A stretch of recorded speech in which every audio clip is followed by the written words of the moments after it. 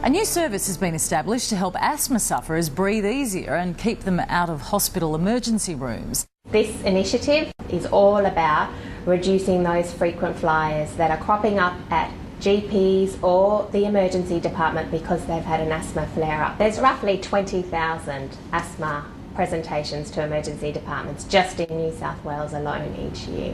A third could potentially be kept well.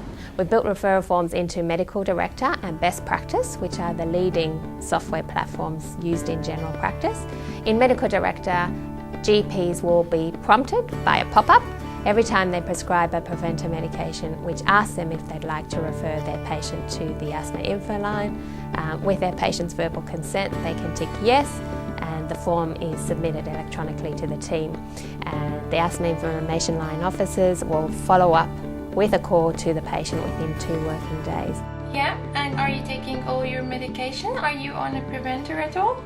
Having the right information is completely crucial in how we manage asthma. The thing about asthma is that it can go off, in inverted commas, very quickly. As medical practitioners, we're time poor. You know, an hour of time to talk about it and understand it would be fantastic.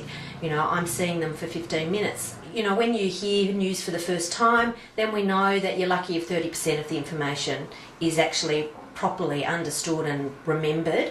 And that's where this asthma referral system is fantastic. Well, it's not giving up your patch because we use other forms of information sources for people to read about any chronic illness. The information sources they might get are not terribly reliable and may not be evidence-based. So the Asthma Foundation, we know, is highly reputable, and I have no problem with my patients getting information from them. I definitely feel really happy that we can reach out to people who really do need our help.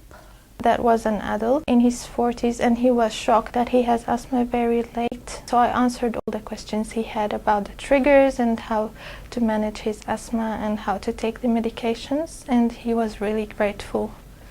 Well, we definitely have more time to spend with them, really listening to the challenges that they're facing, just really reassuring them of what they're doing is right.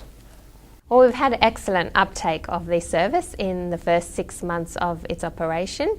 Many GPs are referring more than one patient, which suggests that they're satisfied with the service and that they're seeing the benefits in their patients. They've been able to discuss and overcome concerns patients have had with their medications. They asked me exactly what I am doing to control my asthma, and I was discussing it with them. What I was saying to them was correct about weather, about stress sometimes you can get with your asthma, keeping in contact with the GP, keeping my medication up to date, being aware of when a turn will be coming on, and they were very informative, and that's what, I was happy with them.